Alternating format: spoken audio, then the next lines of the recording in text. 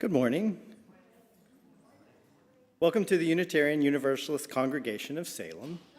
We're so glad you're here, and whether you're joining us in person or online. Today, we have Marcia leading the sermon. I'm your celebrant. Our music director is Grace Curran. I lost the page there. We gather as a community of seekers, all of us carrying questions and searching for wisdom and inspiration to help us live lives of meaning. We gather to wonder at life's mysteries, express our gratitude for life's gifts, and grieve together during life's hardships.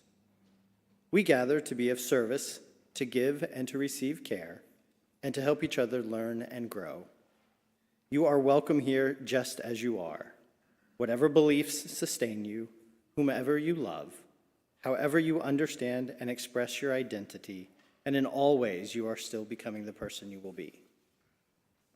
And now take a good, deep breath and know that you are here, not anywhere else. Let us enter into a time of worship together. Please rise in body, in voice, or spirit to join in singing our gathering hymn. This will be in the gray hymnal, number 410, Surprised by Joy.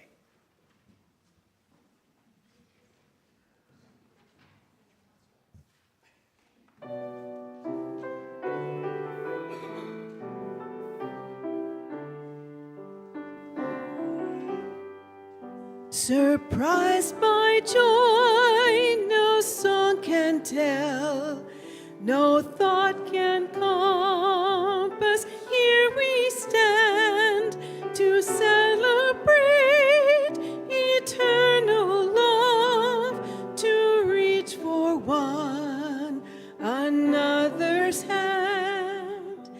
Beyond all other gifts is this best gift alone to mortals given, the love of parent, lover, friend, attunes our hearts to bliss of heaven. Faith, hope, and love here come alive. Life's deepest treasure is made known when in forgiving, giving all, inseparably two are as one.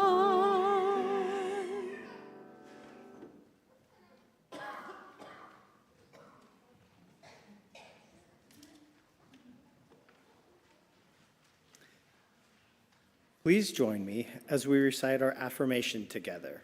The words are projected on the screen or printed in your order of service. Love is our doctrine, compassion is our way. Here we seek to create a joyful home for free religious exploration, build a community of caring fellowship, nurture the hopes, and serve the needs of our world. Now it's time to light our chalice. We're going to light 3 flames today. First, we light this flame for this congregation, not to erase the darkness, but to help us see one another more clearly within it. And we light a second chalice for our partner congregation in Simonfala, Transylvania. Let us look beyond ourselves and remember our connection to the world. Finally, we light a lantern for the children and youth of this congregation and all children and youth everywhere.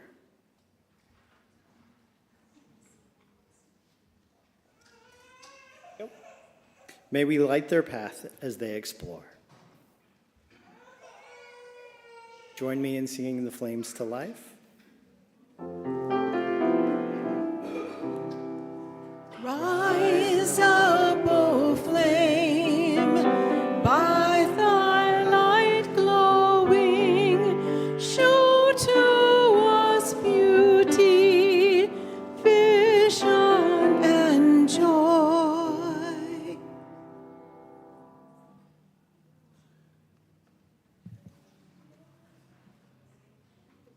All right, everyone, if I could have everyone young or young at heart come up here, I'm going to read y'all a story about a spider.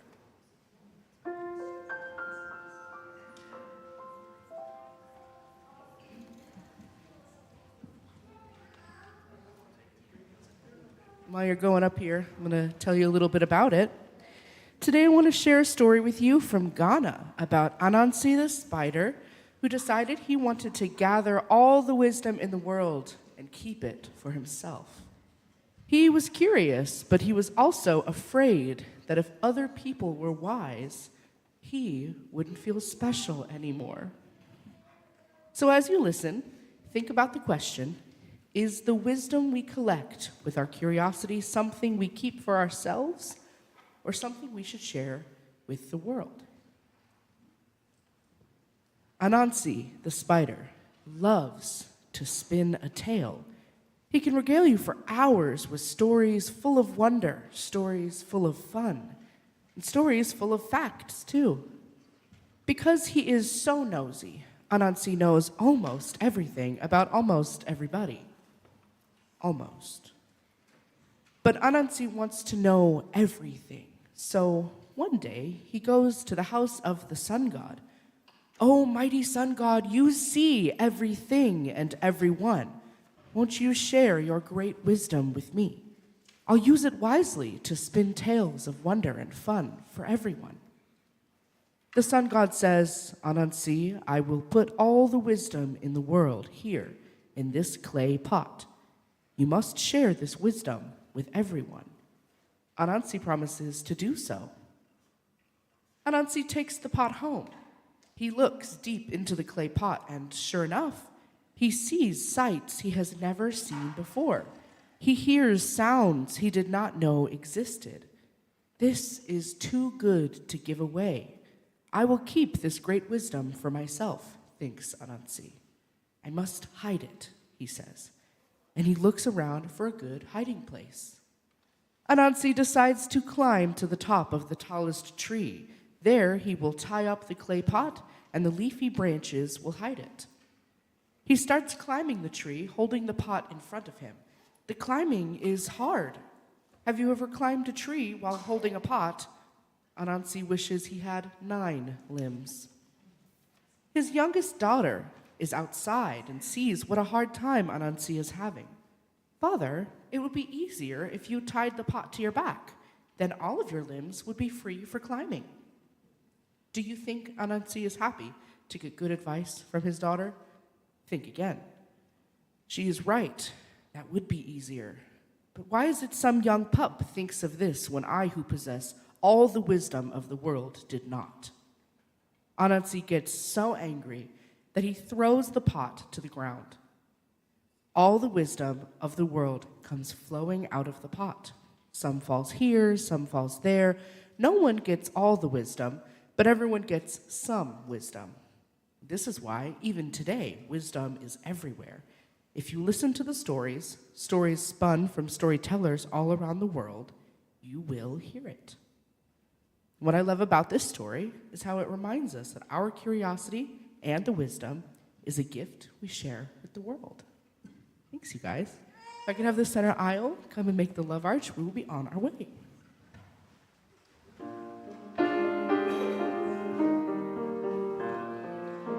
Wherever you go, go in love. Wherever you go, go in peace. Wherever you go, go in beauty around you. Our hearts go with you. Wherever you go, go in love. Wherever you go, go in peace.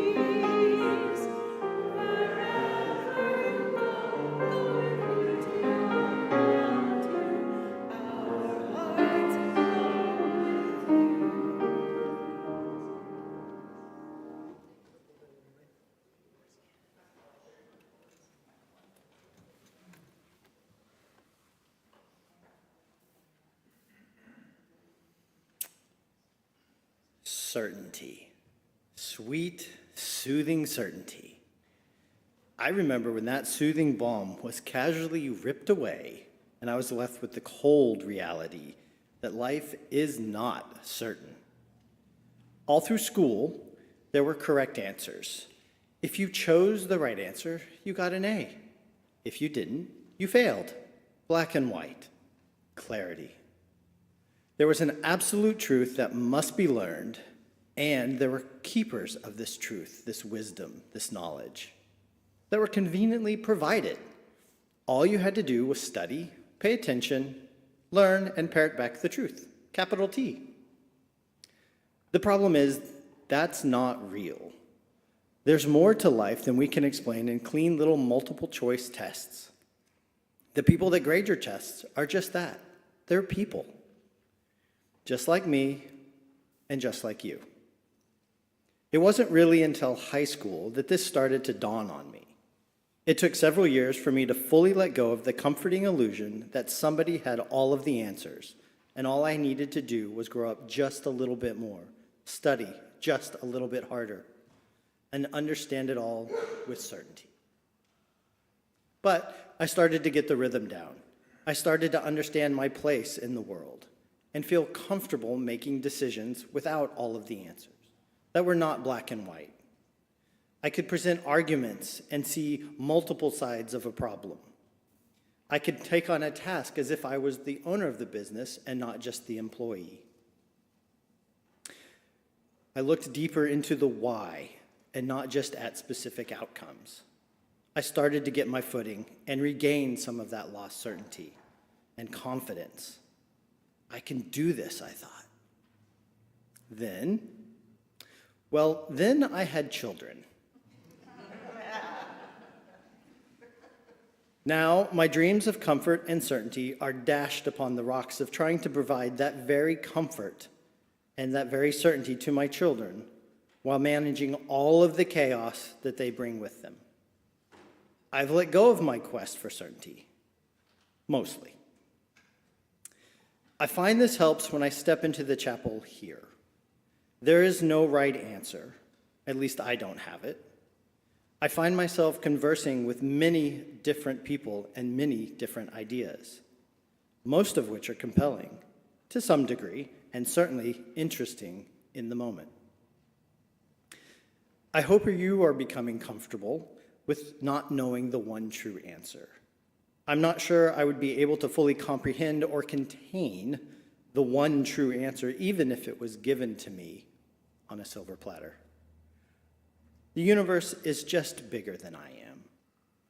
So I've come to peace with working on my little part and finding what works for me and integrates well into those I choose to be around. Usually, that feels like it's enough. I look forward to seeing what kind of answers you have discovered so that I can add them to my collection.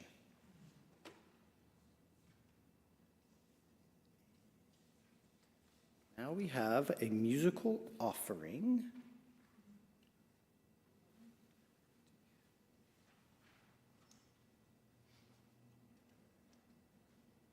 Oh, we're on to Joys and Sorrows. Okay. Well, then I will let Miss Rhonda come up and share the joys and sorrows.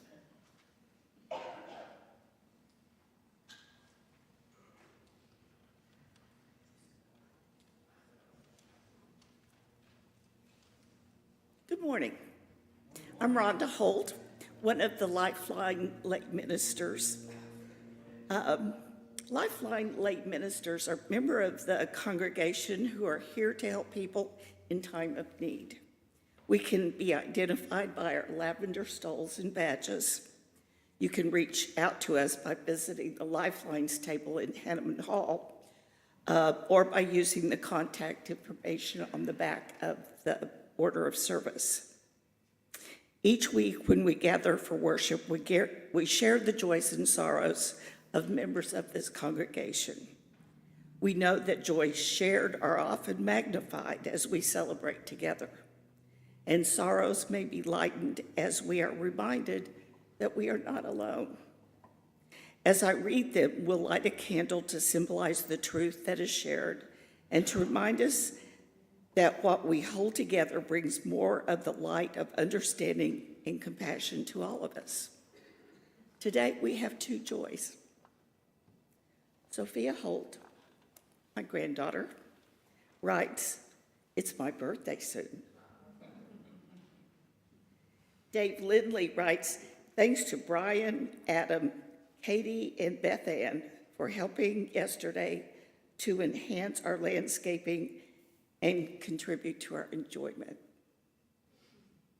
And finally, we light one final candle to remind us of the joys and sorrows carried in this community, which remain unspoken in our hearts.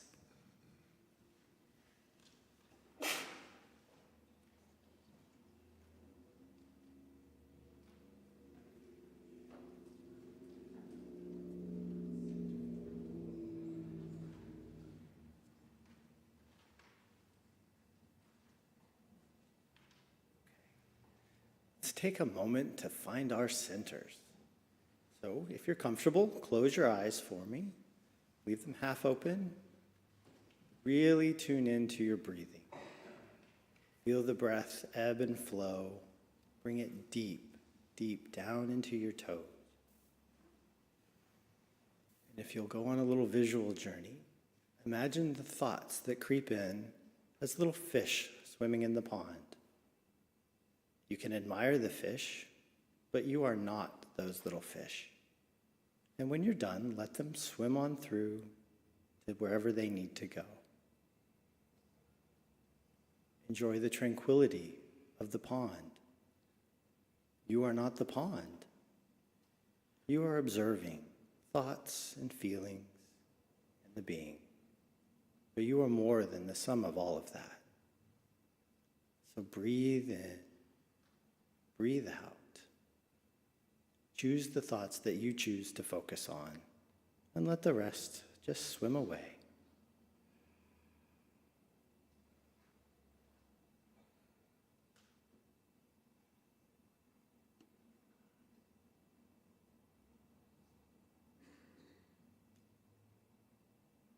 When you're ready, please stay seated and join us in singing our heart song. The words are printed in your order of service, and they'll also be on the screen.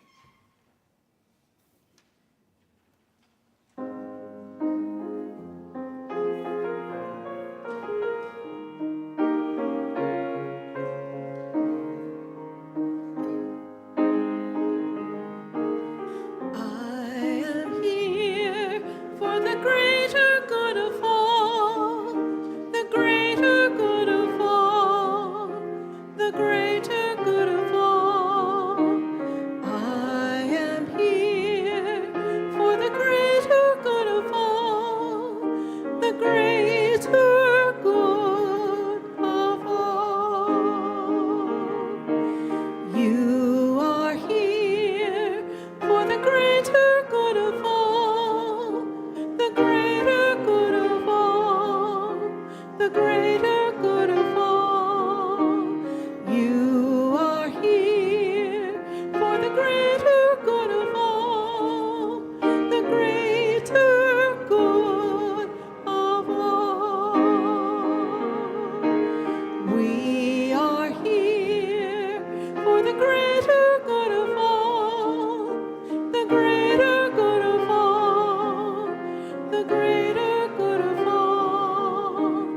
We are here for the greater good of all, the greater good of all.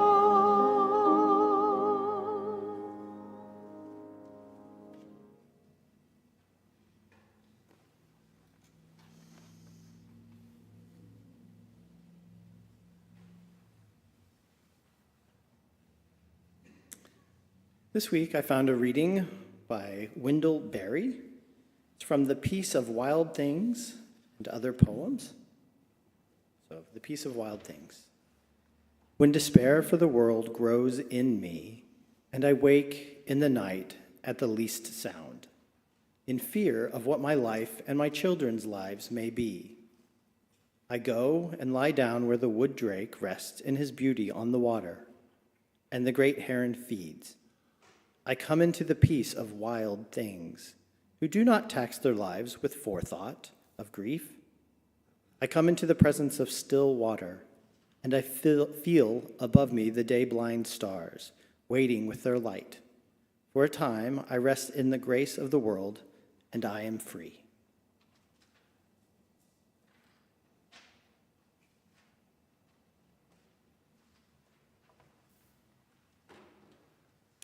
Good morning, everyone.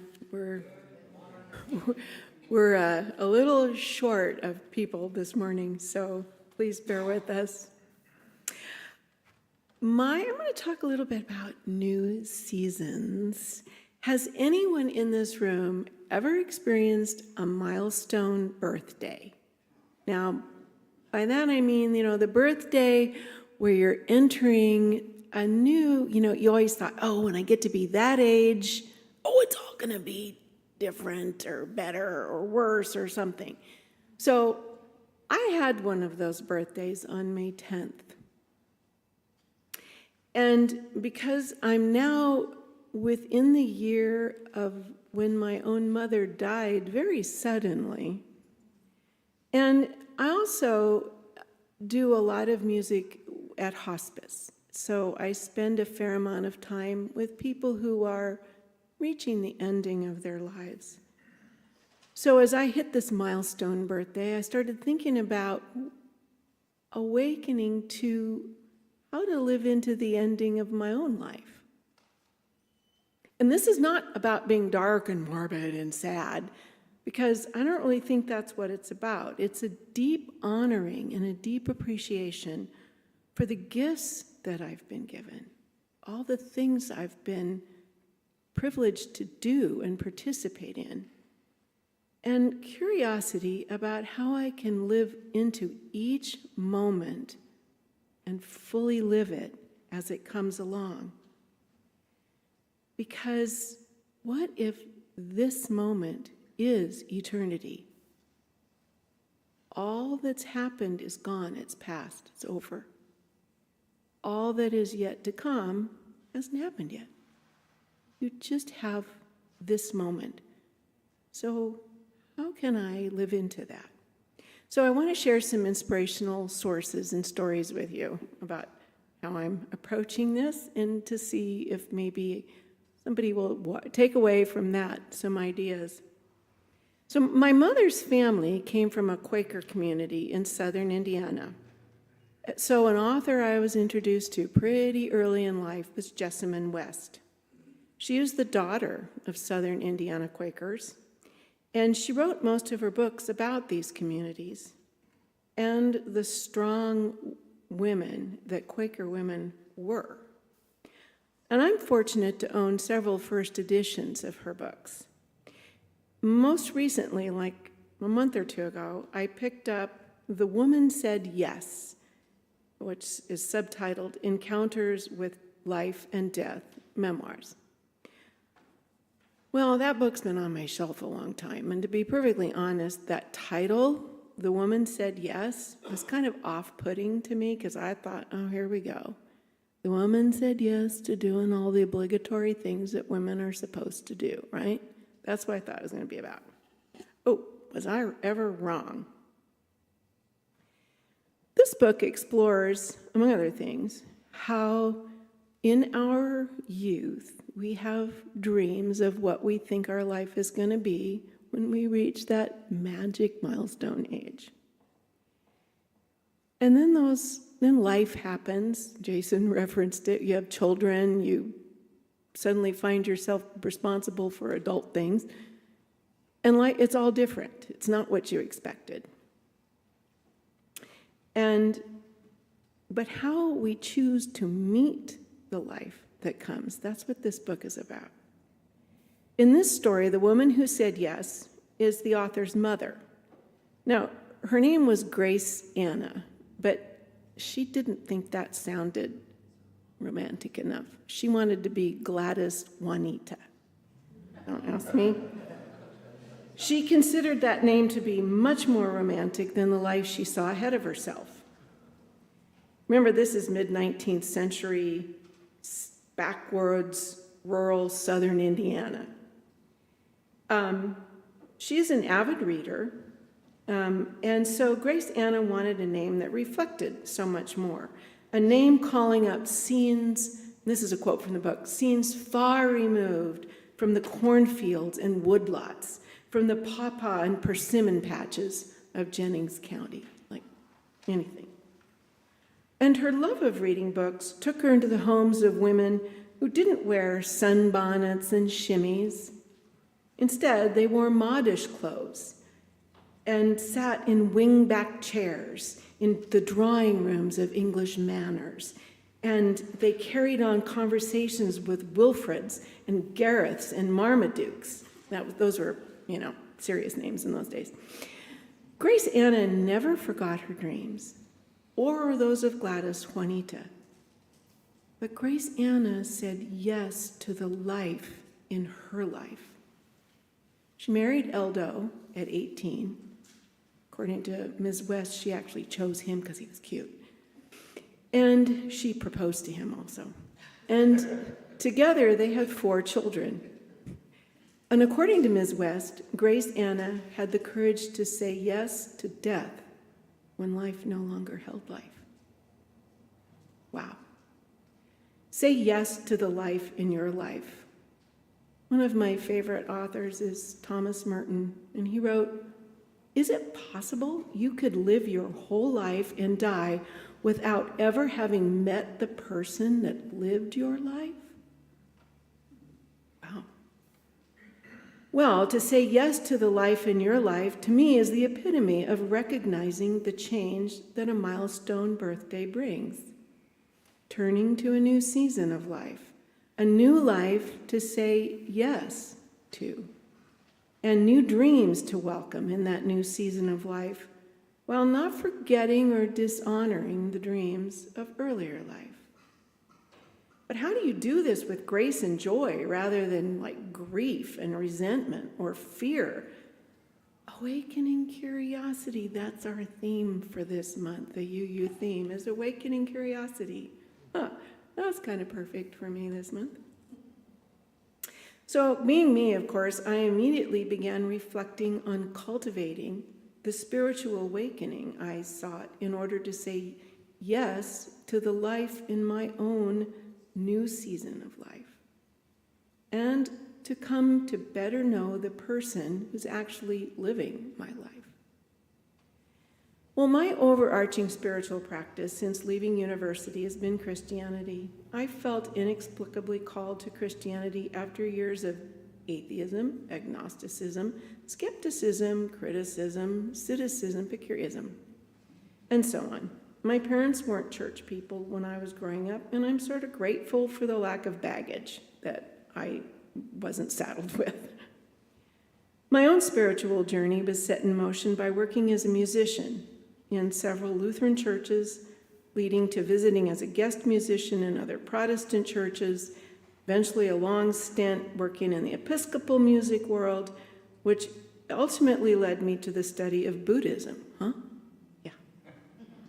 At the same time, I worked in Roman Catholic churches, and actually did both jobs at the same time. I didn't have a lot of spare time, and I had a day job. But I was also part of the early music schola at the Benedictine Abbey on the top of the mountain in Mount Angel. So curious as this may sound, it was the introduction to Buddhist study that I took up later as a formal student in the Salem Zen Center, but that ultimately led to my 2016 conversion to Catholicism. Yep, conversion to Catholicism. And many of my friends and all of my family found this shocking and contradictory. Marcia, is this you? Do you know about that church? And how can you be both Buddhist and Roman Catholic at the same time? What?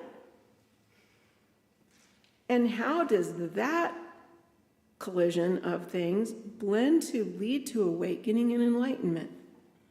I'm going to try and touch on it a little bit. It's a lifetime of study, you guys. Go find it on your own. But I became a formal Zen Buddhist student in 2017 after becoming Roman Catholic, but I had been practicing with the Salem Zen Center for a couple of years by then. As a formal Buddhist student, we study a lot of things: the Four Noble Truths, the 8 Precepts, the Bodhisattva vows. There's lots of things. The 3 jewels, including the idea of suffering and purification. Ultimately, the goal of Buddhist practice is living on a path toward awakening to our attachments to this world and our attachments to being comfortable and cared for and all those things. Well, as a Roman Catholic Christian, we study the death of the self in service to others, as well as the doctrines and dogmas of the church, and those are not the same thing, by the way. We learn about confession and purification. The Buddhist study is non-theist, and the Roman Catholic is most definitely theist. But here's the thing. Both spiritual practices include basically the 3 stages of the mystical path to the divine: purification, illumination, and union with the divine that can be found in many other spiritual practices around the world. And how amazed I was to discover the overlap between Roman Catholicism, Christianity, and Buddhism in my personal study. And then I met Roman Catholic priests who were also Zen masters and who live both practices in their lives. So if I could summarize how I have come to view the intersection of these 2 worlds, it's this way. In Christianity, I learned how to live more like Jesus in full service to others, setting aside my own ego, my own selfishness, and ultimately being willing to set aside my own life. Oh, that's a lot. I really don't do that very well. And I constantly fall way short. So how in the world do you do that? Well, that's the Zen Buddhism piece. Because it's like a toolbox. It's the same goal.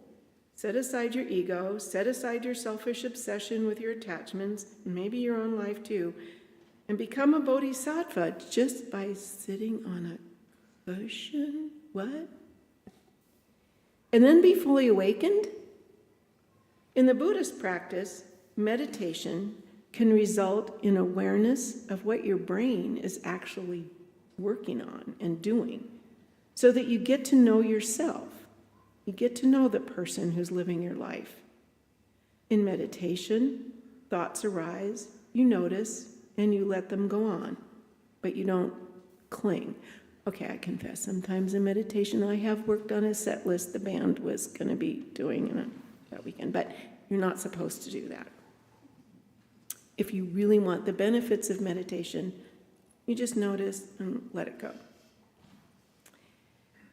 So I'm not close to that level of awakening, but like the song says, how are you going to keep them down on Paris after they've seen Paris?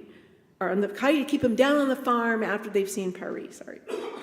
Well, if awakening is Paris, I've had some glimpses, some very visceral, if very brief spiritual glimpses of something beyond this existence.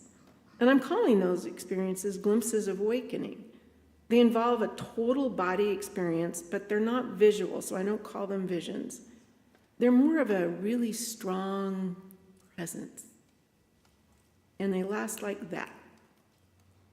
And these experiences have really altered my spiritual life. The Buddhist idea is that we create our own suffering by our unhealthy attachments to things. How this is pretty much what Jesus taught us and showed us. The Buddha attained enlightenment, or Bodhi, by sitting under the fig tree, the Bodhi tree, or tree of enlightenment, for 49 days, vowing not to rise until he found the cause of human suffering. So in learning about Jesus in Buddha's life, learning about the Buddha's life, I found many similarities to that of Jesus. The Buddha seeking to understand the cause of human suffering, the Buddha being tempted by Mara, or Satan, The Buddha being devoted to disciplined service to others, that's pretty much what he taught. I have no intention of trying to explain all of this here, because I'm not the right person to do that. It's a lifelong pursuit.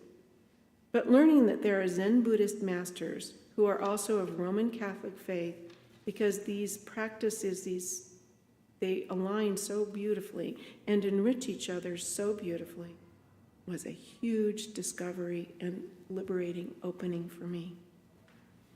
In Dokusan, which is a brief one-on-one session you get with your teacher, but I was with a teacher who is both Roman Catholic and Zen Buddhist master. I once asked him how I could take the first bodhisattva vow of I take refuge in the Buddha, when I could only truly say I take refuge in Christ. And he responded, the Buddha is simply the enlightened one. Who is more enlightened than Christ? Oh, okay, I have found my niche. So there are some symbolisms that I rely on. The Christian symbolism involves the cross. If there is a carving of Jesus on the cross, it's a crucifix.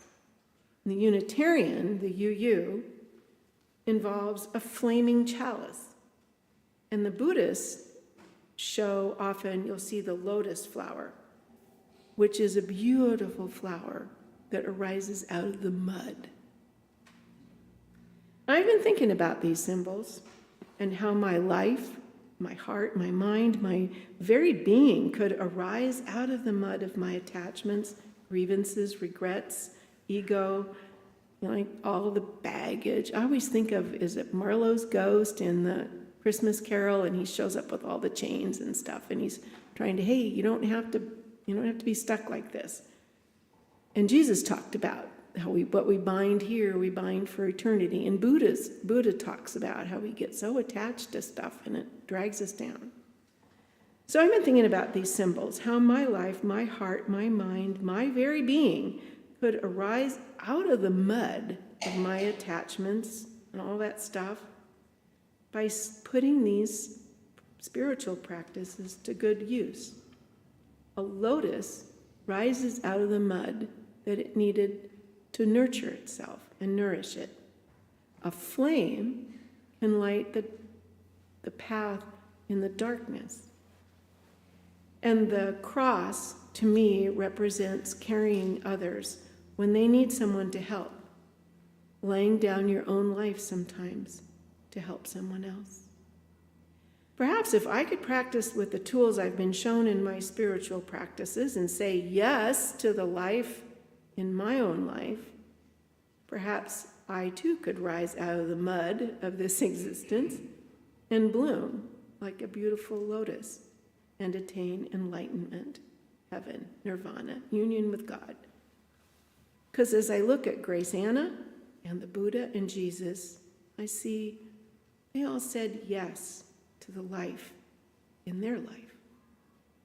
And so, in the spirit of awakening curiosity, our UU theme of the month, I encourage you to explore the path of awakening curiosity. No matter what milestone birthday you've had, or you're reaching, or what season of life you are entering or in the middle of, say yes to the life in your life. Get back on the cushion in your own unique way. Seek your path in the darkness with your flaming chalice, and explore the awakening of the lotus in the mud that is rising in you. And the cross? This is the symbol of the deepest practice of all for myself, to live perfectly into devotion to pure selfless love of other humans. We are remembered for the love we leave behind. May we leave a trail of love behind.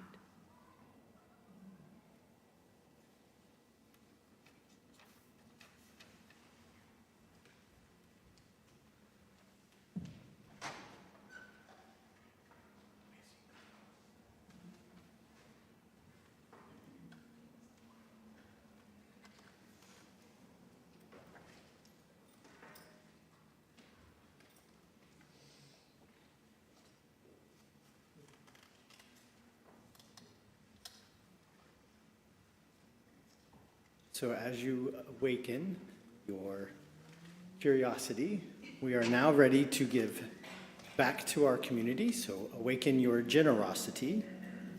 Say yes to giving back. We are a generous congregation, and it's time for our blessings to be extended out into the community. In addition to the gifts that you give online or as we pass the plate today, we also give to the Marion Polk Food Share to help make sure that there are no hungry people around.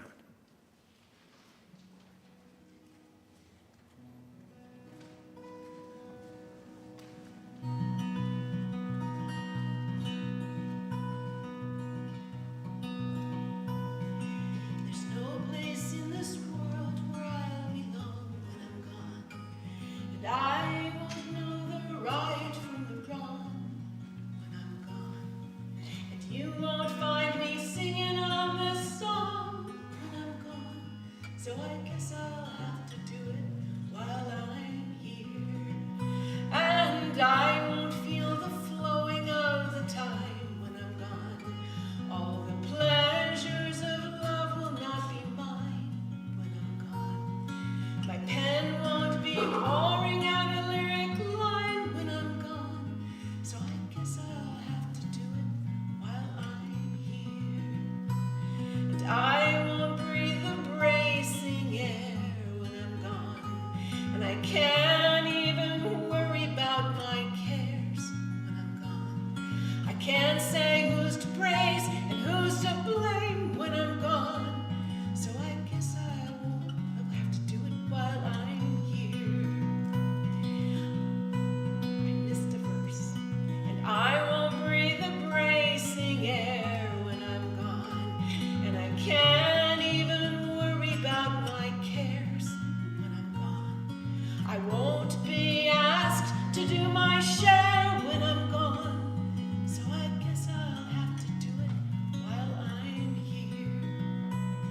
I won't see the golden of the sun when I'm gone, and the evenings and the mornings will be one when I'm gone. I can't be singing louder than the guns when I'm gone, so I guess I'll have to do it while I'm here.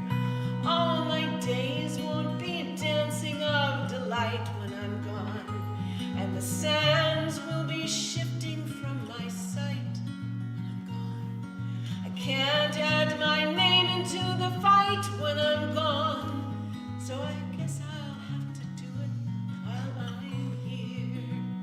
And I won't be laughing at the lies when I'm gone, and I can't question how or why or when I'm gone. I can't live proud enough to die when I'm gone, so I guess I'll have to do it while I'm here. There's no place in this world where I'll belong when I'm gone, and I won't know the right from the wrong when I'm gone, and you won't find me singing on this song when I'm gone, so I guess I'll have to do it while I'm here. Oh, I guess I'll have to do it while I'm here.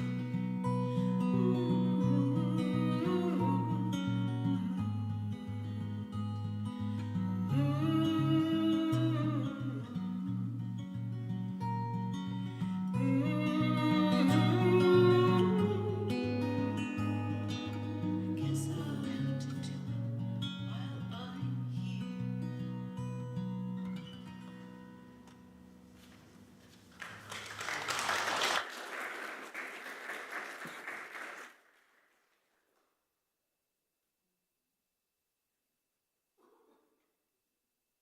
Thank you, Marcia.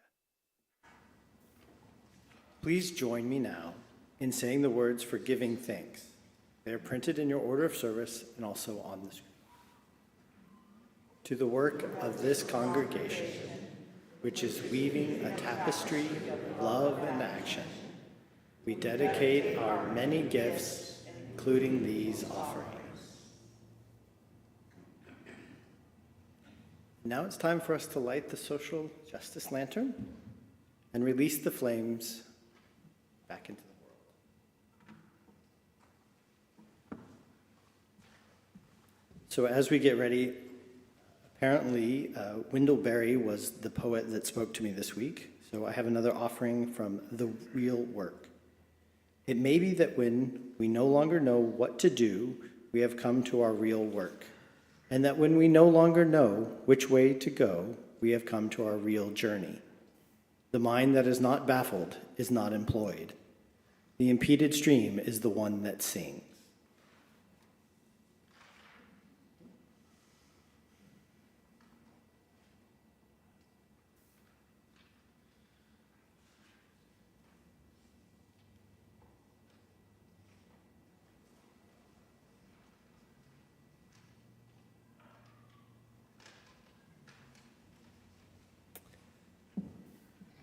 No burning announcements today, but all announcements are on the back of your order of service. And you can also make sure you're on the email list. If you want to talk with Megan, she's in the office and she can be found around to make sure that you get all the emails that come out to tell you all the things that are going on all the time. Now, if you would please rise in body or spirit for the closing hymn. It's in the gray hymnal, number 118, This Little Light of Mine. So I'm leading this from the guitar. I want to see lots of enthusiasm. If you can't, just sing. If you can't, stand up and dance. Dancing and harmonies are allowed. Lead, by the way.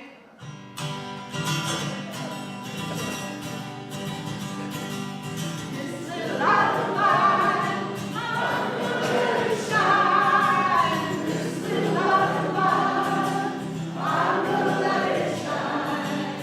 This little light of mine, I'm gonna let it shine. Let it shine, let it shine, let it shine. Everywhere I go, I'm gonna let it shine. Everywhere I go, I'm gonna let it shine. Everywhere I go, I'm gonna let it shine. Let it shine, let it shine, let it shine. In the beginning of the world, I'm gonna let it shine. In the beginning of the world, I'm gonna let it shine. In the beginning of the world, I'm gonna let it shine. Let it shine, let it shine, let it shine. This little light of mine, I'm gonna let it shine. This little light of mine, I'm gonna let it shine. This little light of mine, I'm gonna let it shine. Let it shine, let it shine, let it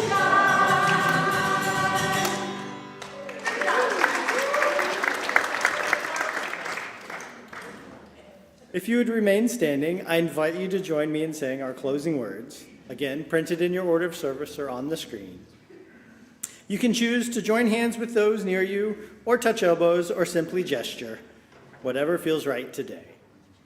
May faith in the spirit of life, hope for the community of earth, and love for the sacred and one another be ours now and in all the days to come.